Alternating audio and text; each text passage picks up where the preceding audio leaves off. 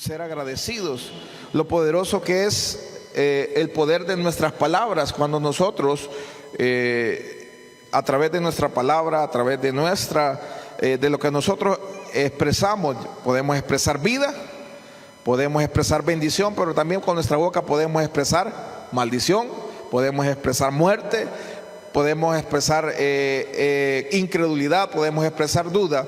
Y cuando expresamos esas cosas, duda, incredulidad, muerte, maldición, estamos anulando lo que Dios quiere hacer en nuestra vida. Por eso Pablo decía en Efesios 4:29, ninguna palabra corrompida salga de nuestra boca, sino la necesaria para la edificación, sino la necesaria para la edificación de la gracia en los oyentes. Así que con su boca usted edifica lo que Dios quiere hacer en su vida. Con su boca o usted destruye o usted anula, dependiendo de lo que salga de su boca. Ya hablábamos que el agradecimiento es importante, y todo lo que sale de su boca.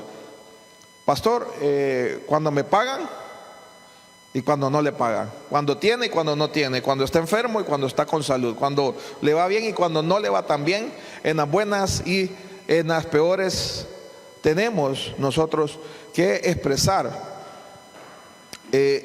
alabanza, gratitud a Dios. Y hoy quiero seguir siempre hablando de ese mismo tema. El tema de esta noche se llama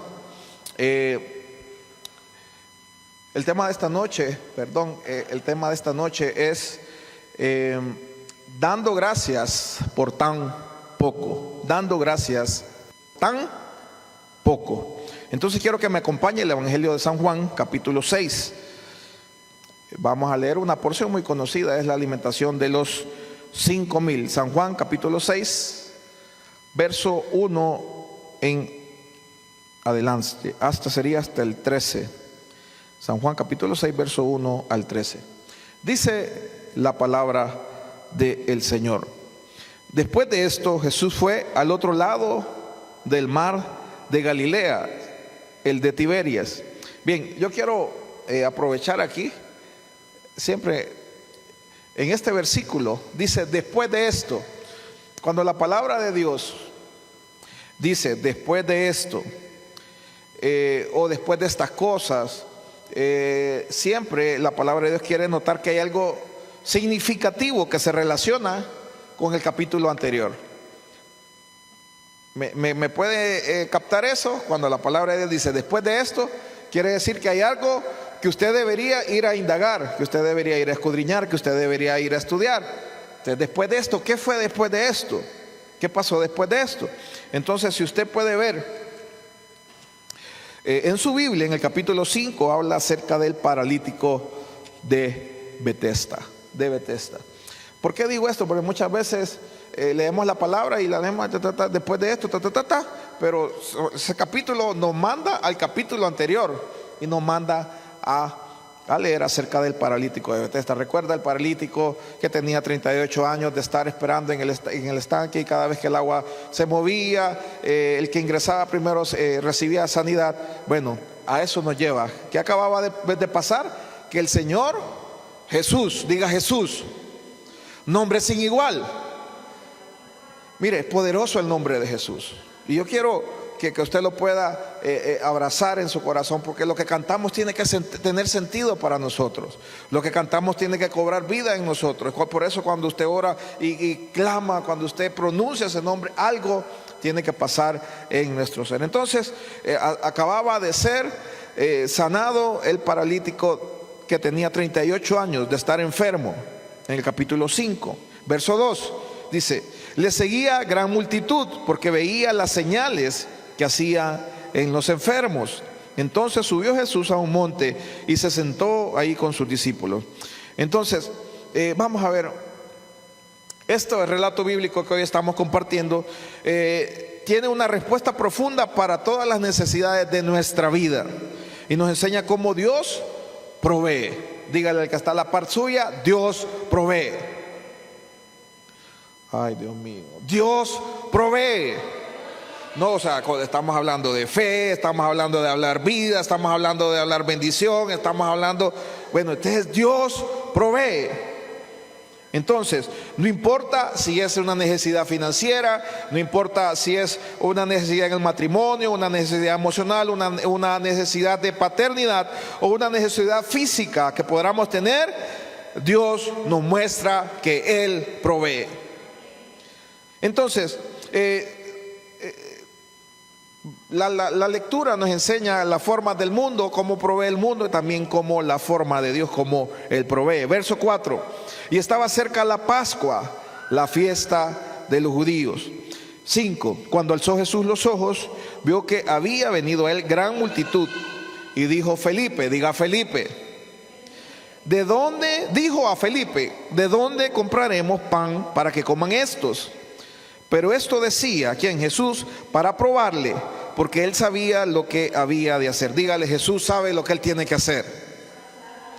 Entonces, Felipe respondió, 200 denarios de pan no bastarían para que cada uno de ellos tomase un poco. Verso 8: uno de sus discípulos, Andrés, diga Andrés, hermano de Simón Pedro, le dijo, aquí está un muchacho que tiene 5 panes de cebada y 2 pececillos.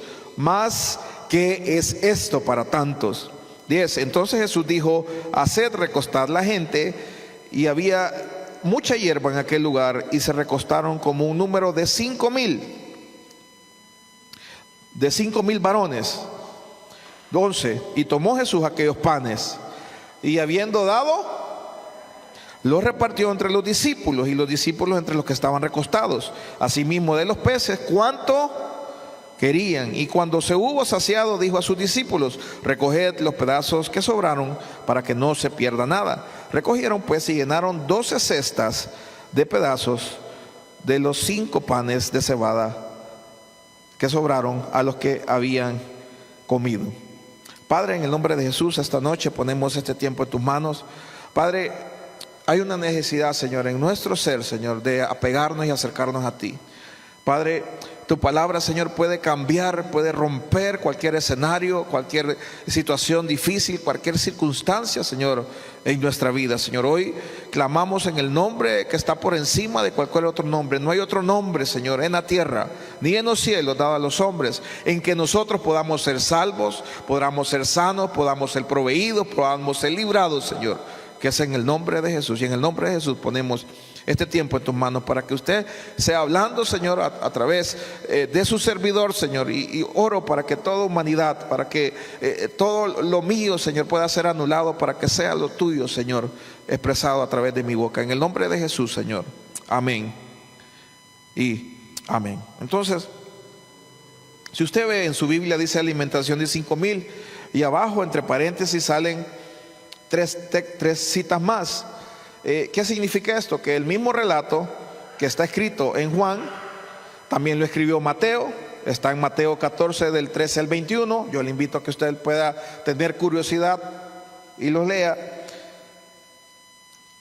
Está Marcos, lo escribió en Marcos 6, capítulo 6, verso 30 al 44. Y también lo escribió Lucas en el capítulo 9, verso 10 al 17. Yo le invito a que lo pueda leer porque son relatos paralelos, pero Juan describe cosas o nos dice cosas que ni Marcos, ni Mateo, ni Lucas lo dicen. Yo le invito a que usted lo pueda corroborar con sus propios ojos, y que usted lo pueda ver. Hay cosas que las vamos a hablar aquí. Yo le invito a que usted tenga conciencia de eso. Cuando usted lee la palabra del Señor, le salen unas citas y son textos paralelos, o son cosas que usted puede indagar también. Entonces, Juan dice unas cosas que los otros escritores de los evangelios no escribieron.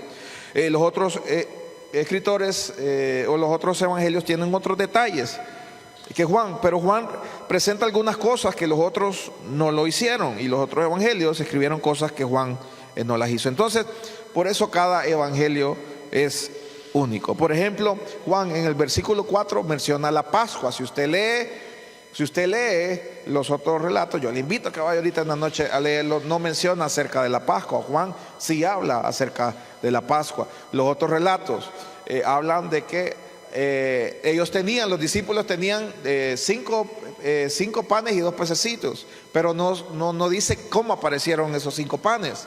y esos 2 pececillos.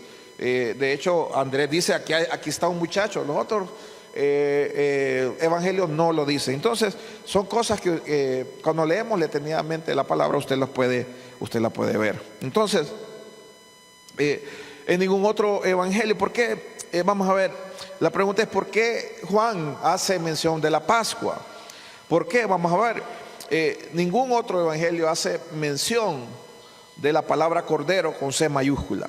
¿Por qué? Si inicia el capítulo 1 de Juan y se refiere a Juan el Bautista y dice que cuando vio a Jesús dijo: he aquí el Cordero de Dios que quita el pecado del mundo. Entonces Juan mencionó el Cordero de Dios. Entonces el Evangelio de Dios menciona el Cordero, el Evangelio de Juan, menciona el Cordero de Dios y dice que estaba cerca la Pascua. Vamos a ver qué es la Pascua y aclara qué es la Pascua. Póngame el verso 4, por favor. Dice que la Pascua, dice Pascua, la fiesta de los judíos. Entonces Juan mencionó que la Pascua estaba cerca. Dice el verso 4, y estaba cerca la Pascua. Y menciona o especifica qué es la Pascua. La Pascua es una fiesta para los judíos. Se dice, muchos escritores dicen que el Evangelio de Juan es el Evangelio universal, que es entendible para la mayoría, para nosotros que somos gentiles, para nosotros que no teníamos nada que ver con el pueblo judío. Entonces nos aclara que la Pascua es una fiesta de los judíos. Entonces la Pascua es una fiesta de los judíos y él pudo decir, bueno, la Pascua, y estaba cerca la Pascua, punto, pasa al versículo 5, pero no, Juan dice y nos aclara que nos explica qué es la Pascua. La Pascua es la fiesta de los judíos. Entonces, ¿para qué? Para que los que no somos judíos y los que estamos leyendo hoy entendiéramos que se acercaba. Entonces, ¿qué es la Pascua? Bueno, la Pascua era una fiesta, era una celebración. Y ¿sabe qué? La Pascua era un tiempo donde se tenía que disfrutar el cordero.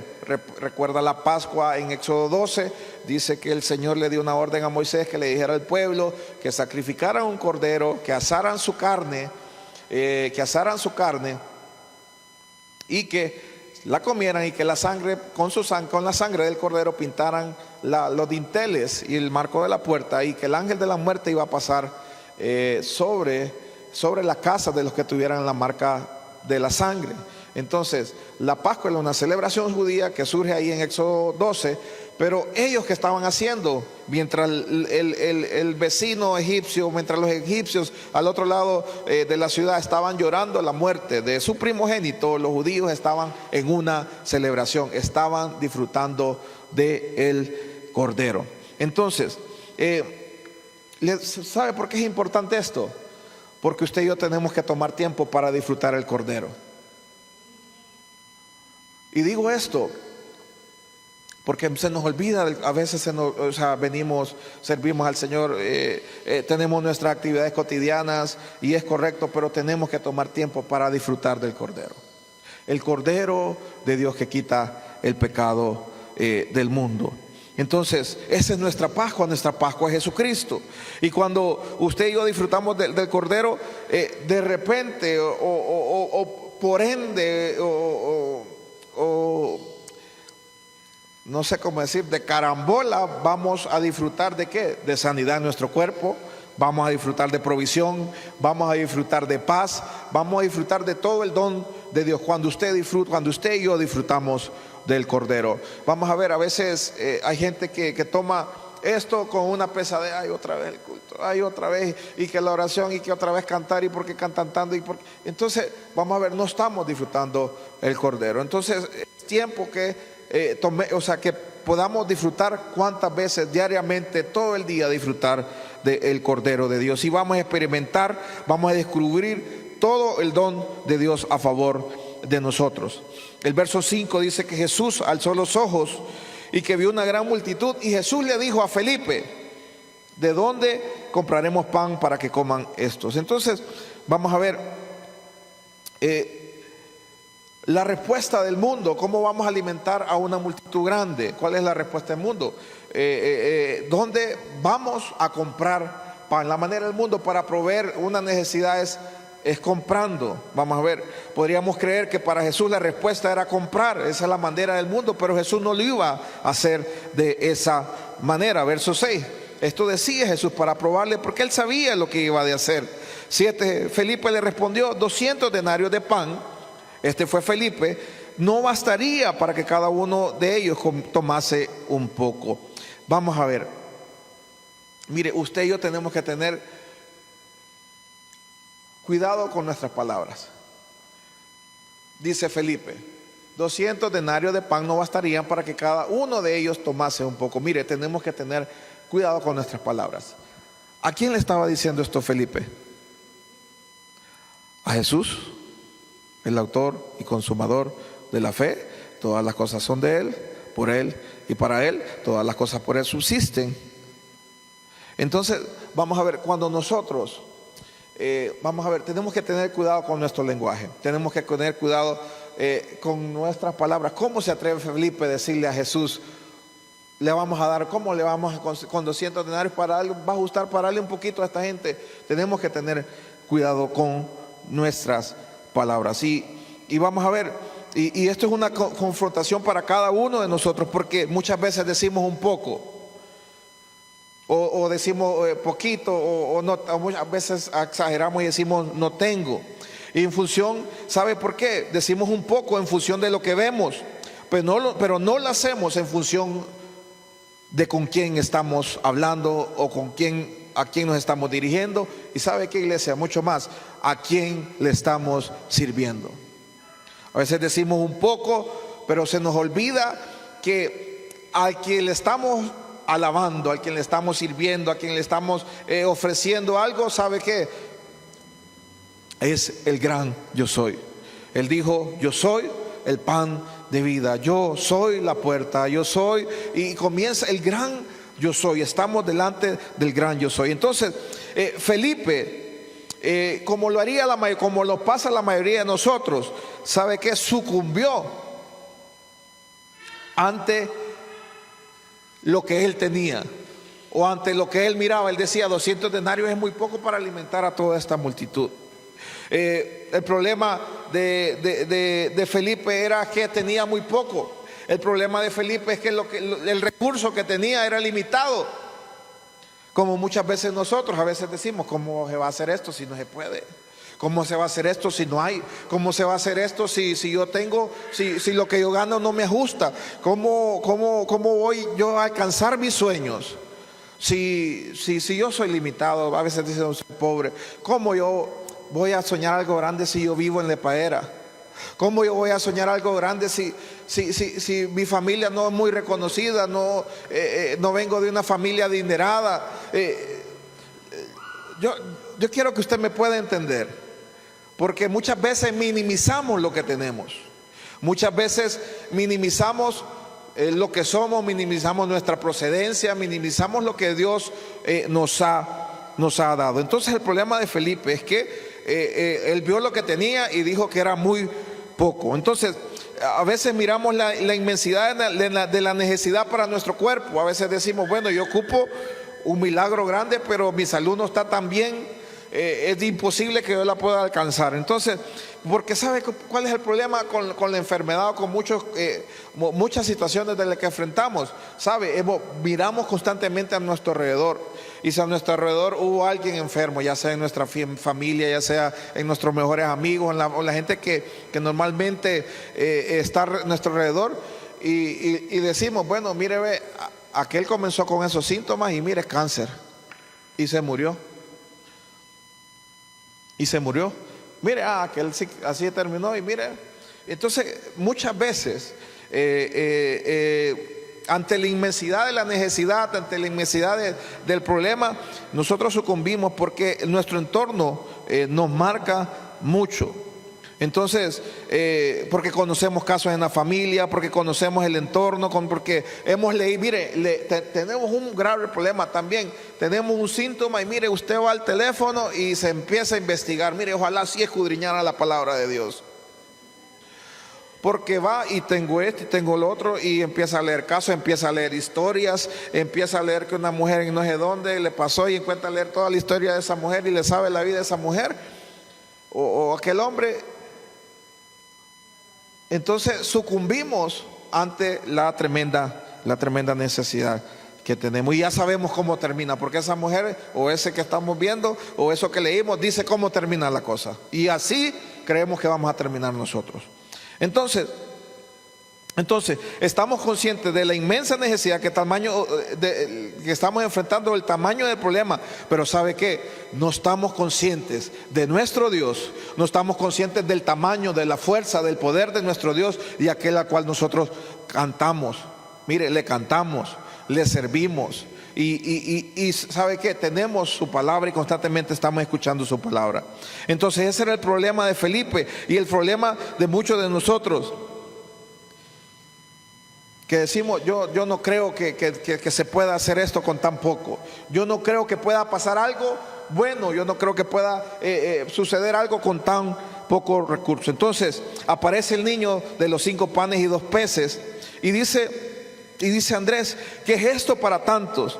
Entonces estaba viendo la inmensidad de la necesidad y ¿sabe qué? Muchas veces nosotros estamos igual, despreciamos lo poco que tenemos, creemos que Dios no puede hacer mucho con lo que tenemos y Dios, ¿sabe qué? Dios nunca nos va a pedir algo que no tenemos. Si usted tiene un talento, si usted tiene un don, ¿sabe qué? Déselo todo al Señor.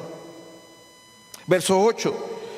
Leo lo que dice el verso 8. Uno de sus discípulos, Andrés, hermano de Simón Pedro, le dijo: aquí está un muchacho que tiene 5 panes de cebada y 2 pececillos, más que esto para tanto. Entonces el problema de Felipe era la escasez de lo que él tenía, porque dice 200 denarios que nos va a ajustar para darle un poco a cada persona. Y el problema de Andrés era la inmensidad de la necesidad, porque dice: ¿qué es esto para tantos? Entonces muchas veces nosotros o estamos como Andrés o como Felipe, viendo lo poco que tenemos o viendo la inmensidad de la necesidad. Y Andrés vio la provisión que tenía y era poca, porque eran 5 panes y eran 2 pececitos, y dijo: ¿qué es esto para tanto? Son solo 5 panes y 2 pececillos. ¿Sabe? Felipe miró lo que tenía y Andrés vio toda la gente. Eran 5,000 hombres que contaron, pero cada hombre andaba con su mujer y andaba con su niño. Entonces son aproximadamente entre 15,000 y 20,000 personas. Si nosotros tuviéramos que alimentar ahorita 15,000 personas, ¿cómo haríamos? No hay un súper, no hay un restaurante, no hay eso que hubiera. ¿Cómo vamos a alimentar? Imagínense allá en aquellos tiempos, no son estos tiempos. O sea, era algo imposible. Y claro, y ellos sucumbieron ante eso, a lo que vieron, pero ¿sabe qué? No se les había sido revelado a quién ellos tenían, a quién ellos estaban sirviendo. Ellos lo habían dejado todo, ellos habían dejado su casa, habían dejado sus empleos, habían dejado todo, pero no se les había sido revelado. Y mire, yo oro, iglesia, que se nos pueda revelar, porque la vida de ellos cambió totalmente cuando Jesucristo les impartió, su espíritu. Y después de Pentecostés, la vida de estos discípulos no fue la misma. No fue la misma. Lea el libro de Hechos, usted ve cómo comienza Pedro y Juan entrando por el templo de la Hermosa. Había un hombre paralítico pidiéndole una limosna y Pedro le dice: mírame, le dice, no tengo oro ni plata, pero lo que tengo te doy, levántate. Y dice que la gente, por donde Pedro pasaba, la gente sacaba a los enfermos, porque la gente creía que era la sombra de Pedro que sanaba a los enfermos. Iglesia, que se nos revele Cristo en nuestra vida, que se nos revele a quién le cantamos, que se nos revele a quién le alabamos, que nos revele a quién le servimos. Entonces Felipe vio la provisión vio los 200 denarios que tenía, y Andrés vio la multitud de gente. ¿Qué es esto para tanto? Entonces para uno era la inmensidad de la necesidad y para el otro era la escasez de la provisión. Y ¿sabe qué? Ninguno de los dos estaba viendo lo que tenía que ver. Uno miró lo poquito que tenía, otro miró aquel montón de gente, pero ¿sabe qué? Ninguno de los dos pudo verlo al que les estaba hablando, al quien les había pedido que alimentaran a la multitud. Ninguno de los dos vieron a Jesús. Ninguno de los dos vieron a Jesús. Verso 10. Entonces Jesús dijo: hacer recostar la gente. Y había mucha hierba en aquel lugar, y se recostaron como en número de 5,000 varones. Entonces, mire, ve, otra cosa que quiero también decirle. Él le dijo hacer recostar la gente. Yo quiero que usted pueda tomar tiempo para recostarse. Y no digo de irse a dormir, no digo de irse a descansar. Digo de que usted pueda recostarse. ¿Para qué? Para que usted pueda disfrutar ¿de qué? Del Cordero de Dios. Muchas veces no tomamos tiempo para, le repito lo que le dije al inicio, no tomamos tiempo para disfrutar del Cordero de Dios. Del Cordero de Dios. Verso 11: y tomó Jesús aquellos panes, y habiendo dado gracias, los repartió entre los discípulos, y los discípulos entre los que estaban recostados, asimismo de los peces cuanto querían. Se imagina el verso 11. Yo quiero que marque la palabra, verso 11, que marque la palabra gracias ahí en su Biblia, porque dice, verso 11, el 11,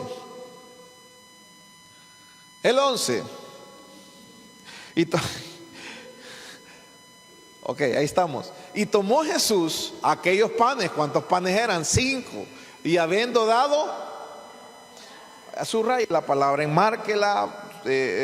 No sé cómo usted lo va a hacer, pero eran 5. Y él dio gracia, ¿por qué? Por los 5. Él dio gracia por los 5 panes que tenía en su mano. Dio gracias por los 5 panes que tenía en su mano.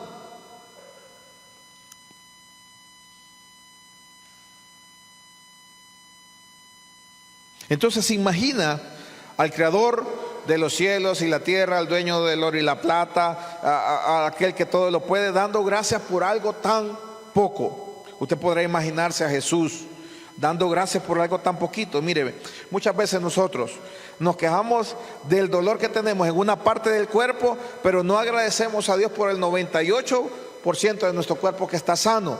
Nos quejamos, murmuramos porque nos pasa tal cosa, pero tenemos otras cosas que son mayoría en nuestro cuerpo, en nuestras situaciones, y que no agradecemos. Decimos, ¿por qué Dios, cuando nos pasa algo, cuando Dios nos ha dado más salud? Hay gente que está mal, que está mal, y hay gente, ¿sabe? Iglesia, tenemos que ser conscientes de algo. Muchas veces nos quejamos de algo tan poquito, pero no nos acordamos o no podemos ver que hay gente que no está en su casa. Hay gente que no duerme en su cama. Hay gente que está durmiendo en una camilla de un hospital. Y a veces no podemos ser agradecidos con Dios, aunque nos duela, aunque tengamos un padecimiento, aunque estemos algún dolor o alguna una enfermedad. ¿Sabe qué? No damos gracias. Hay gente que está durmiendo en los hospitales. Y Dios quiere que ese dolor salga de nuestro cuerpo también, pero Dios quiere que agradezcamos. Y no, o sea, vamos a ver, Dios quiere que agradezcamos, pero estamos acostumbrados a dar gracias cuando todo sale de mil maravillas. Jesús agradeció porque no vio la inmensidad de la necesidad ni la pequeñez de la provisión que tenía. ¿Sabe qué? Jesús dice que alzó. ¿A dónde alzó los ojos Jesús? Verso 10, yo creo que está en el verso 10. Vamos a ver dónde está.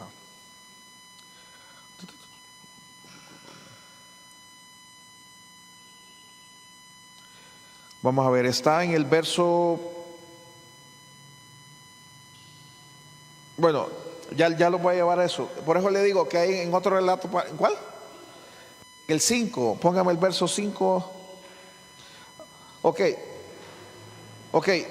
está en los otros relatos, por eso digo, usted tiene que buscarlo. El otro, usted va a complementar esta lectura con los otros relatos que están en los otros evangelios. Dice que Jesús alzó los ojos. En los otros relatos dice que Jesús alzó los ojos y dice que los bendijo. En este dice que Jesús dio gracias. Jesús, vamos a ver, no miró lo poco que tenía, no miró la multitud de gente, sino que Jesús miró hacia los cielos, o sea, miró a Dios y dio gracias por lo poco. Y ¿sabe qué? Lo poco se volvió mucho. Yo quiero que usted pueda ver algo también siempre en el capítulo 6, en el versículo 23, que el Espíritu Santo, que fue que inspiró cada palabra que está en la Biblia, Nos lo recuerda más adelante en el verso 23 del capítulo 6 y dice: pero otras barcas, recuerda, si usted puede ver el título de lo que pasa más adelante, la gente andaba buscando a Jesús. La gente andaba buscando a Jesús. ¿Por qué? Porque sabían que Jesús alimentaba multitudes. Y en el verso 23 dice: pero otras barcas habían arribado de Tiberias junto al lugar donde habían comido el pan después de haber dado gracias, de haber dado gracias el Señor. Entonces, vamos a ver,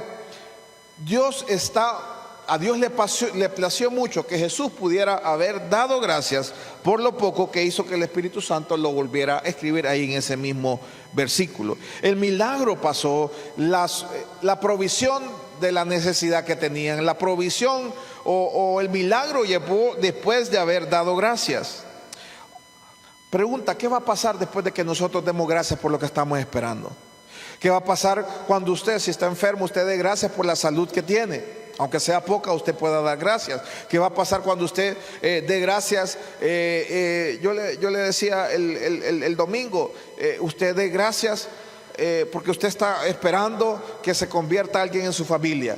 Pero usted a veces se nos sale y usted, Señor, dice, en vez de componerse, en vez de acercarse a ti, cada vez está más lejos, cada vez está peor. Y yo no creo que se convierta. Y yo, ¿sabe qué? Dele gracias. ¿Sabe por qué? Porque Él tiene vida. ¿Y sabe qué? Solo hay esperanza para los que tienen vida. Entonces, cuando pase algo con un familiar, cuando usted esté disgusto con un familiar, cuando usted esté disgusto con alguien, dele gracias por él, porque tiene vida. Y hay esperanza para los que tienen vida. Los muertos son los únicos que no tienen esperanza. Entonces, démosle gracias a Dios por cuando tengamos una situación con un familiar. También le comentaba el domingo que muchas veces nosotros hemos necesitado cierta cantidad de dinero y viene alguien, nos ha sembrado una cantidad que es mínima comparada a lo que necesitamos, pero hemos aprendido a darle gracias al Señor por eso. Muchas veces decimos: ¿y qué es esto? ¿Qué vamos a hacer con esto? Y esto no es nada. ¿Sabe qué? Dele gracias al Señor, porque es el Señor abriendo la llave. Es el Señor empezando a obrar el milagro. Es el Señor empezando a trabajar a favor suyo. Pero su palabra, si usted dice: ¿qué voy a hacer ahora? No, dele gracias al Señor por lo poco. Dele gracias al Señor por eso que parece insignificante. Por eso, aunque no sea y que no cubra la necesidad total, pero es el Señor empezando a hacer su obra en usted. Dele gracias al Señor. Entonces, el milagro ocurre después de que usted y yo le damos gracias a Él. Entonces, siempre le damos gracias a Dios por lo bueno que pasó. Mire, cuando tenemos un día de esos que exitosos, nos vamos, bueno, el que se acuerda al Señor, gracias. Qué maravilloso eres tú, Señor, qué lindo, qué hermoso, ¿verdad? Y tenemos pero cuando nos va mal, no queremos ni hablarle a nadie, queremos meter la cabeza abajo de la almohada y no saber nada de nadie. Pero ¿sabe qué? Dele gracias al Señor por ese día que no fue tan bueno. Porque ese día, si ese día no le salieron las cosas, ¿sabe qué? El Señor, el día siguiente va a poder obrar a favor suyo. Dele gracias por ese día. Dele gracias porque tal vez ese día no vendió. Porque ese día todo lo que usted ocupaba hacer no lo pudo hacer por X o por Y razón. Dele gracias al Señor. ¿Sabe qué? Tenemos que ser agradecidos, iglesia, ¿sabe? Por algo, por la vida. Porque muchas veces nosotros creemos que la vida es algo que nosotros, que depende de nosotros. Nuestra vida depende de Dios. ¿Cuánta gente dijo: ya vengo, voy para tal lado, ya regreso? ¿Sabe qué? Nunca regresó. Porque la vida no depende de nosotros, depende de Dios. Depende de Dios. Mire, primeramente ser agradecidos con la vida. Porque y Dios tiende su misericordia cada día de nuestra vida. Constantemente sus misericordias se renuevan sobre nosotros. Entonces, ¿por qué dio gracias el Señor antes de que pasaran las cosas? Porque Él nos está enseñando cómo recibir un milagro. Cómo recibir un milagro. Dele gracias al Señor antes de que suceda el milagro, ya sea milagro de provisión, milagro de sanidad, milagro para su matrimonio, para que Él dele gracias al Señor por esa agua. ¿Sabe por qué? Porque Él la puede convertir en vino. Porque Él puede convertir esas cosas en vino. Entonces dice que Jesús en el verso 11 tomó aquellos panes y dice que dio gracias, los repartió entre los discípulos entre los que estaban recostados, y así mismo los peces cuanto querían. Tu milagro, iglesia, su milagro está en darle gracias al Señor por lo que tiene, por muy poco que sea. Dele gracias al Señor. Dele gracias al Señor por lo poco que tiene, por lo poco que ha pasado, por lo poco que nosotros consideramos a nuestro parecer que tenemos, y sabe que Dios va a hacer el milagro. Le enseño el relato paralelo que dice Marcos 6:41. Marcos 6:41. Marcos 6:41. Este es el relato paralelo de Marcos. Dice Marcos 6:41. Entonces tomó los panes y los 2 peces, y levantando los ojos al cielo, bendijo y partió los panes y dio a sus discípulos para que los pusiesen delante, y repartió los 2 peces entre todos. Este relato nos dice que Jesús tomó los panes y levantó los ojos a los cielos y los bendijo y los repartió. Yo quiero decirle algo: cuando usted le da al Señor como lo hizo ese niño, sabe que nunca va a ser una resta para usted, nunca va a ser pérdida para usted. Sabe, cuando Jesús partió los panes se dividieron, pero sabe que se multiplicaban. Esos panes divididos de Jesús se multiplicaban en sus manos, y fueron multiplicados cuando salían de sus manos, y había un aumento de esa división. Y sabe que esa no es la forma en que el mundo puede trabajar. Esa es la forma en que trabaja Dios, y el mundo no le entiende. Y yo quiero que usted pueda entender que cuando usted tiene algo, aunque sea poco, dedíqueselo al Señor, ofrézcaselo al Señor, porque Él lo puede multiplicar.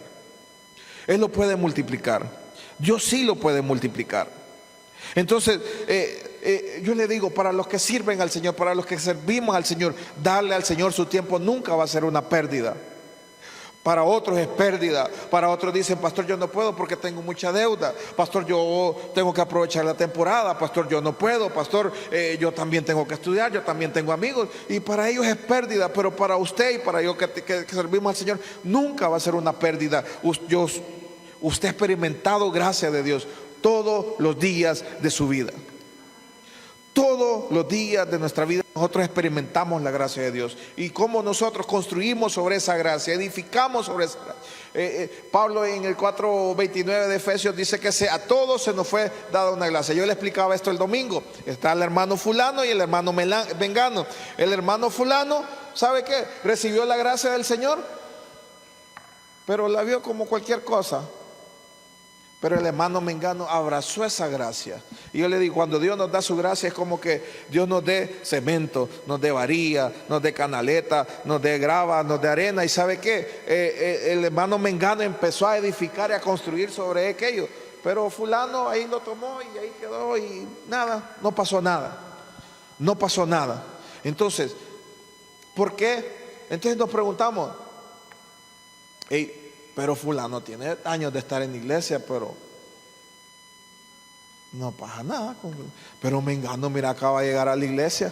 O mengano acaba de llegar a Cristo, y miren cómo sirve. Y fulano, todo aguado, todo así. ¿Sabe qué es la diferencia? Cuando usted aprovecha, cuando usted potencia la gracia que Dios nos da. A veces Dios nos da cosas y dice: esto es poquito.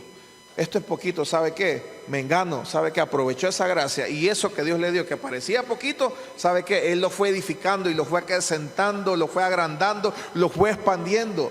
Porque eso es lo que Dios quiere, que su gracia nosotros la podamos aprovechar. Es como una semilla. Usted puede, qué chiquito eso, pero eso se puede convertir en algo tan grande y en algo tan poderoso. Entonces que no nos pase a nosotros como fulano, que pase el tiempo y no pase nada en nuestra vida. Que no pase nada en nuestra vida. ¿Sabe qué? Yo le digo que el hermano, ya la agarré. Yo le digo que mengano es como un árbol fructífero, un árbol lleno de frutos. Y fulano, seco, no tiene nada, ni sombra tiene. Nadie se le quiere juntar a fulano. Pero mengano, todos quieren estar con mengano, porque ahí hay sombra, porque ahí hay fruto, porque es rico estar a la par de mengano, ¿verdad? Entonces, que no nos pase Que no nos pase a nosotros. Dios nos ha llamado para ser fructíferos. Dios nos ha llamado para hacer frutos, para producir frutos. Dios nos ha llamado para que usted, ¿sabe qué? Se pueda convertir en una sombra para los demás. Pueda ser sombra para los demás. El servir al Señor nunca va a ser una resta para nosotros. Nunca va a ser una resta. Siempre que usted sirva al Señor, ya sea con trabajo, ya sea con dinero, ya sea con talento, ya sea con todo lo que usted pueda darle, siempre le va a regresar a usted más. Pastor, ¿por qué dice eso? ¿Por qué dice eso? Recuerda, ya lo vamos a ver. Recuerda que sobraron ¿cuántas canastas? ¿Y cuántos discípulos eran? 12. Mire, para 12 discípulos había provisión para que llevaran a su casa. Nunca servir al Señor va a ser una resta, va a ser ganancia para nosotros. Lucas capítulo 5 verso 1. Lucas capítulo 5 verso 1. La pesca milagrosa.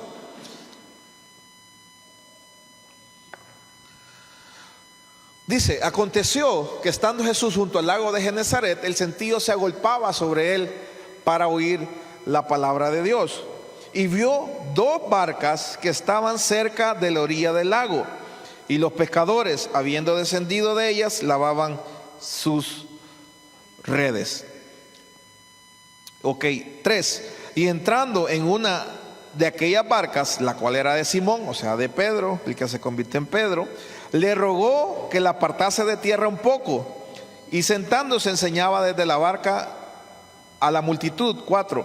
Cuando terminó de hablar, dijo a Simón, boga mar adentro, y echad vuestras, ahora de plural, ¿verdad? Dijo redes, Jesús dijo, echad vuestras redes, plural, más de una. Ok, tome nota de eso. Para pescar. 5. Respondiendo Simón le dijo, maestro, toda la noche hemos estado trabajando y nada hemos pescado, mas en tu palabra echaré la red. El Señor dijo, echad vuestras, pero aquel dijo que iba a echar una red. Y habiendo hecho, verso 6, habiendo hecho, encerraron gran cantidad de peces y su red se rompía. Entonces hicieron señas a los compañeros que estaban en la otra barca para que viniesen a ayudarles.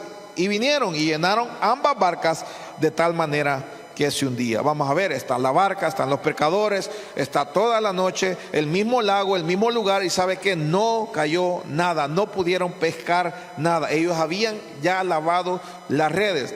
Vamos a ver, ¿qué pasó? Le permitieron a Jesús subir a la barca, pero después de que Jesús les dio una carga de peces que rompía redes y hunden barcos, ¿sabe qué? En el mismo lugar. ¿Cuál fue la diferencia? Eran las mismas barcas, eran los mismos pescadores, era la misma noche, era el mismo lago. ¿Cuál fue la diferencia? El permitirle a Jesús usar la barca. Entonces, cuando le damos a Jesús las cosas, ¿sabe qué? Dios torna las cosas a nuestro favor. Por eso es necesario que usted y yo podamos entregarle a Jesús, ¿sabe qué? Por completo nuestra mente. Dije por completo. No a medio. Mire, si usted y yo queremos todo el don de Dios para nosotros, entreguémonos por completo. Entreguémonos por completo. Y yo le pongo el ejemplo, es cuando usted se casa, usted no le va a decir, te doy el 80% de mi vida. Usted le dice, te doy te doy todo. ¿Usted qué quiere de un hombre o de su pareja? ¿El todo o la mitad? Usted quiere todo, y el que él también quiere el todo suyo. Entonces lo mismo, porque estamos en una relación con Él. Entonces entréguele toda su mente, todo su cuerpo y todo su ser. Cuando entendemos que dándole a Jesús lo poco que parece que somos, o lo poco que parece que tenemos, ¿sabe qué? Cambia todo nuestro ser, cambia todo. ¿Por qué? Porque se maximiza. Y todo lo que Él te pide que hagas o des, incluso puede ser algo monetario, puede ser el talento, el tiempo, ¿sabe qué? Nunca va a ser una resta. Pedro lo experimentó él mismo. Las personas que estaban alrededor de Pedro lo experimentaron. Vuelvo al verso 11 de Juan 6. Y tomó Jesús los panes y habiendo dado gracias, los repartió entre los discípulos entre los que estaban recostados, y asimismo los peces cuanto querían. Mire, la verdad del problema, ¿sabe qué? No está en el Señor. ¿Sabe? La verdad del problema somos nosotros. Pastor, pues que voy a la iglesia y nada pasa. Pastor, es que ahí nada. ¿Sabe que el problema no es el Señor? El problema es Miguelito. El problema es Giovanni. Como hola hermana, dígale a la hermana, el problema es Yolani, dígale, Yolani. El problema es Yolani. Mire, ve, pastor, ¿qué hago entonces? ¿Sabe? Seamos sinceros con el Señor. Mire, dice Hebreos 4:15, dice que Él fue tentado en todo y que Él puede comprender todas las cosas que pasamos porque Él mismo las experimentó en cuerpo. ¿Y sabe qué? Debemos, y un verso siguiente dice, venir confiadamente al trono de la gracia para adquirir misericordia y gracia para el oportuno socorro. Mire, vengamos delante de Él y tenemos que ser sinceros. Digámosle: Señor, he creído tan poco siendo tú tan grande. He creído tan poco siendo tú tan fuerte. He creído tan poco siendo tú Jehová Rafa. He creído tan poco siendo tú Jehová Jireh. Mire, ¿qué estoy diciendo? He creído poco siendo tú el Señor que me sana. He creído tan poco siendo tú el Señor el que provee. Y mire, seamos sinceros con el Señor y digámosle: Señor, agranda mi capacidad. Señor, yo te he deshonrado. ¿Sabe? Muchas veces hemos estado orando por un trabajo cuando Dios nos quiere dar un negocio propio. Hemos puesto, vamos a ver, hemos puesto en nuestra oración, mire, a veces oramos así, oramos pensando en la pequeñez de nuestra educación, pensamos en la poca experiencia que tenemos. Muchas veces oramos en lo pequeño que es el pueblo. Muchas veces oramos en los recursos que podamos ver a nuestro alrededor. Oramos viendo la exigencia que tenemos, la gran necesidad o la multitud de personas que tenemos que alimentar. ¿Y sabe qué? Tenemos que ser sinceros con el Señor. Señor, te he creído tan poco siendo tú tan grande. Te he creído tan poco siendo tú el gran yo soy. Señor, he sido incrédulo. Señor, he desafiado y he deshonrado la fe que yo debería tener. Es necesario ser sinceros con el Señor. Mire, démosle al Señor gracias por todo lo que nosotros tenemos y recostémonos. ¿Sabe? Porque el Señor no se sentará hasta que Él haya terminado la obra que comenzó en nosotros. Del verso 12: y cuando se hubieron saciado, dijo a sus discípulos: recoged los pedazos que sobraron para que no se pierda nada. Iglesia, en el Evangelio no se pierde nada. En Dios no hay falta, pero tampoco hay desperdicio. Y esa es la belleza del Evangelio. No hay falta y tampoco se desperdicia. Verso 13: recogieron pues y llenaron 12 cestas de pedazos y de los 5 panes de cebada que sobraron a los que habían comido. La pregunta que yo quiero hacer esta noche es que ¿acaso no comían los discípulos? ¿A qué horas comían los que sirven los panes y los peces? ¿Sabe? Dice que al terminar lo que yo le hablaba anteriormente, se recogieron 12 cestas llenas, uno para cada uno de sus discípulos. ¿Sabe? Para los que sirven al Señor, el Señor nunca se olvida de lo que usted le da a Él. Nunca se olvida de su tiempo, nunca se olvida de su ofrenda, nunca se olvida de lo que usted aporta, nunca se olvida el Señor de lo que usted le da a Él. Proverbios 11:25 dice: el alma generosa será prosperada, el que da, el que saciare, él también será saciado. Otra versión dice: el que es generoso prospera, el que da también recibe. ¿Sabe? En economía de Dios, cuando das, vuelve a nosotros mucho más.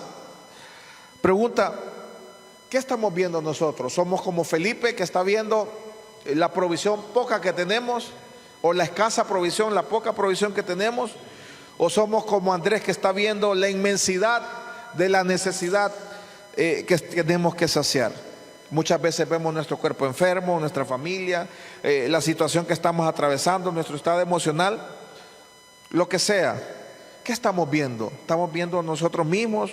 ¿Estamos viendo la gran necesidad que tenemos que cubrir? Y sabe, cuando nosotros vemos la inmensidad de lo que tenemos que cubrir, la inmensidad del milagro, ¿sabe qué? Muchas veces nos agobiamos o nos ahogamos. Nos ahogamos. Y mire, en todo aspecto de nuestra vida, ya sea el pastor, ya sea el líder, ya sea el padre, ya sea un comerciante o un estudiante, podemos fácilmente agobiarnos por las inmensas necesidades que podemos estar pasando. Pero ¿sabe qué? Dejemos de ver la pequeñez que tenemos y comencemos a verlo a Él. Nuestro suministro, Él es nuestro suministro inagotable.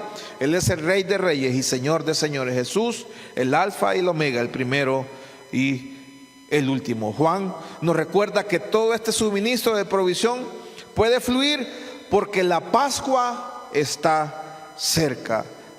Dios, la salida de un Dios grande, 3 veces santo, ¿sabe qué? Para bendecirnos es más que suficiente, porque ¿sabe qué? Usted es su hijo. Yo quiero que esta noche